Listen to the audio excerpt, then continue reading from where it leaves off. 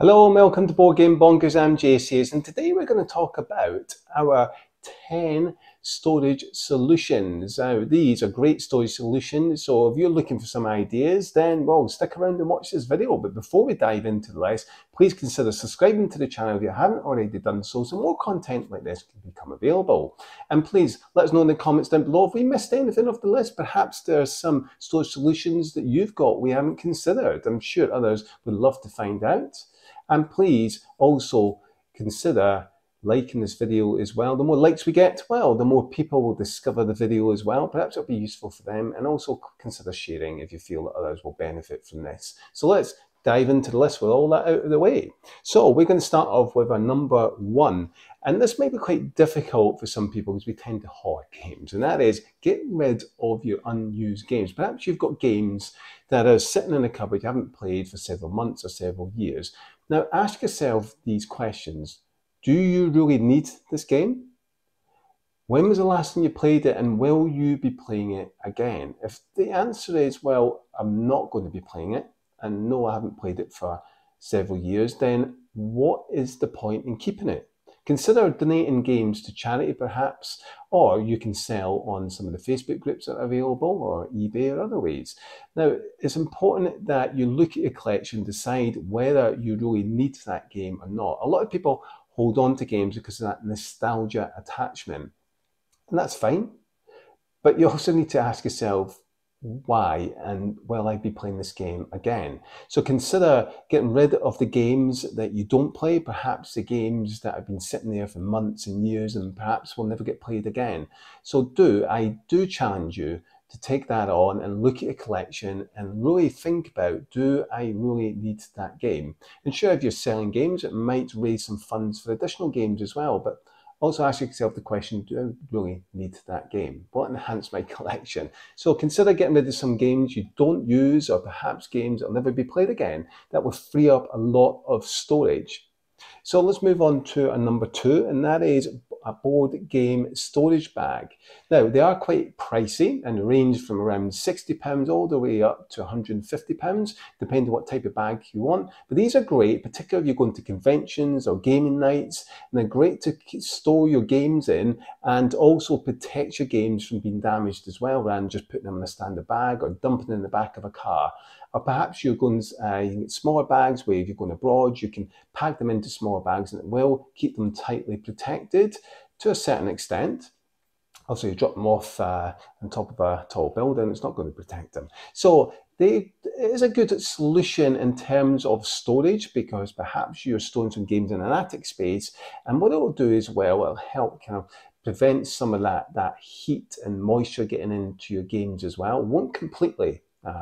And if you watched our previous videos, we talked about 10 ways to protect your board games. We talked about using gel packs that you can place in there as well. If perhaps you're storing your storage bag in an attic space or a cupboard, and perhaps it's for those games you only bring out at certain points in the year, at Christmas time or Halloween, but it's certainly useful for traveling around, taking to conventions, taking to gaming nights. So a board game storage bag is a great way for keeping your games protected, but also storing them in an efficient way. However, it is pricey and more used as a storage solution for going from one place to another, but it's worth considering. So let's move on to our number three, and that is shelving. So you have different types of shelving. We have bookcases, we have standard shelves, we have unused cupboard space. And so I want to talk about that first. Have a look around your home and see whether you've got unused cupboard space. Perhaps you've got a cupboard under the stairs that could be utilised better. Perhaps you can put shelving in that cupboard. Perhaps you've got a cupboard in your kitchen that isn't being used. And perhaps you can look at, there are some storage solutions where you can actually pull out drawers or pull out cupboards that will have it come out slightly so you can place all your board games in. Now, bear in mind, if you're storing it in a kitchen, the moisture that will be in there from cooking. So you want to be mindful of that and perhaps consider elsewhere if possible in a dry, cool, kind of medium, mid-weight kind of temperature that isn't going to be too hot or be too cold. So consider your cupboard, consider any space upstairs as well. Perhaps you've got cupboards upstairs that aren't being utilised. Perhaps you've got some cupboards that can have some additional shelving in. So do look around, and also consider the likes of kayak shelves, which are affordable, although they aren't as sturdy as bookcases. Now, I prefer bookcases, particularly solid wood ones, because they last. And they're built to last, and I don't have to worry about, if I'm ever moving home, them actually falling apart. Sometimes kayak shelves aren't the most sturdiest, and they do wear over time, but usually with a kayak shelf you can get around 3 or 4 board games into each slot, and they're relatively cheap compared to a bookcase. Now, I prefer bookcases because they look a lot more elegant, and I can stack a lot more board games on my shelves. However, not everyone can afford that, so it really depends on what fits into your price range bracket. But kayak shelves are definitely the #1 choice for a lot of board gamers. But look around as well. In any spaces, nooks and crannies, you can put shelves up. Shelves are great for putting the ornaments on and board games. Perhaps you've got some space high above that you can place shelves, perhaps cupboards you can put shelves in. So have a look around and see if there's any creative ways you can create more space by looking at different types of shelving and bookcases and storage solutions. So let's move on to our #4, and that is hanging storage shelves. Now these are particularly for cupboards or wardrobes that you've got, and primarily used for clothes. But if you've got light games, perhaps you've got small book games, you can actually store them on these they're almost like hanging racks, and it's a great storage solution. Perhaps if you're struggling to find cupboard space or shelving, then this is a good alternative and relatively affordable. So let's move on to our #5, and that is underbed storage boxes. Now, a lot of beds have the opportunity and the solution to look at using that space by purchasing some boxes and slot under the bed, and there's a great way for storage, storing those games, particularly if you've got some kids' bedrooms and you've got some under bed space. Well, consider using that. It's not just for toys, it can also be used to store board games as well. So perhaps your kids have got lots of board games. Well, have a look at that as a storage solution. I would be mindful though of those the drawers that come out, because the rollers will disconnect if there's too much weight in them. So just be mindful of that if you're using the drawers under your bed. So let's move on to #6, and that is stretch bands. Now, stretch bands also protect your games and keep the lid on tight, but you'll be surprised when you keep storing your games, and whether it's vertical or horizontal. So when you're doing it vertical, what you'll actually notice is the kind of lid comes on. So when you're storing them, the lid bulks out sometimes in games. Well, these storage bands will actually close that lid slightly and keep it closely tight, and that will save you some space. Although it might only be millimeters, over time, if you calculate all those millimeters, you might get an additional 1 or 2 games onto your shelving as a result of using those bands. Perhaps you're someone who takes games at conventions a lot. Well, those bands will keep them together and keep them nice and snugly tight. So it's worth investing in them. I know the Dice Tower use them a lot. So when they do conventions, most of their games have those stretch bands on. They work a little bit better than elastic bands because they don't eat into and dig into your boxes. So it's worth considering that. Move on to #7, that's inserts. Inserts are fantastic because they keep your games organized.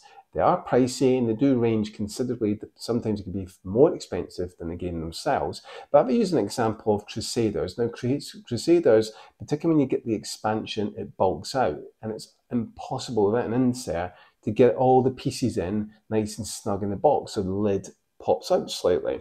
So a solution to that is getting an insert which will keep all my pieces nice and tight and keeps the lid closed nice and tightly, therefore minimizing the space I'm using up on my shelf, and also it's not bulging out and it doesn't look untidy. But certainly they offer a tidy storage solution and protects your pieces as well from moving around in the box. So let's move on now to our #8. And that is plastic photo storage boxes, and they're great for smaller games. Now you can get different types. You can get single ones, you get ones that are in boxes, which I think are better because you can put a sticker on the front of each of those containers, and you'll be able to see exactly what's in them, and you can put them into your pallet shelves as well. And they don't look too ugly. They'll actually look quite nice onto your shelf, particularly if you've got the stacking box one. It looks tidy, and it's a great way for protecting your smaller games as well. Perhaps you're traveling with some of them, perhaps you're taking some to some board game event or convention, then they will protect your games as well. And also, it's a great storage solution because you can get the single ones, you can get different sizes, and you can store them in all different places on shelves, etc. So it's a good solution to look at those. I know a lot of people use them, and originally they are used for photos, but you get different sizes, you can put smaller board games in them. So it's worth checking those out. And number 9 then is plastic organizer boxes. So very similar to what we've talked about already, but we're talking about these small organizer boxes that you can place your game pieces into and place into your boxes. Now, a lot of people can't afford inserts, so these are an alternative solution and a lot cheaper. And it's great as well because you can put all your little pieces, and perhaps you've got a starting player that has a number of several different pieces you can put into that one plastic container and then dish it out to all the players. It just keeps things a lot tidier. It can help with setup being a lot smoother and quicker, and it also keeps your pieces safe and stops them from moving around on the box.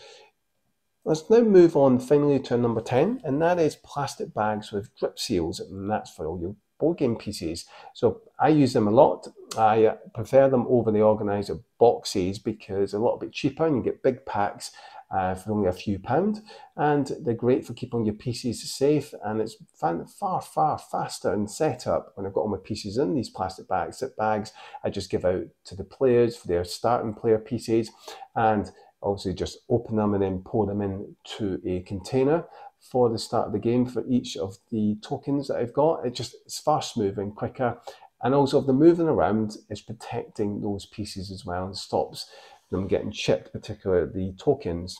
So it's worth considering plastic bags. That brings us to the end. I hope you've enjoyed this, and I hope you've learnt a few things as well, and some storage solutions you can go away and think about now and start putting them into practice. And if you've got any ideas, please let us know in the comments down below. And that brings us to the end. Thanks so much for watching. I'm JC, and you've been watching Board Game Bonkers. Until next time, take care.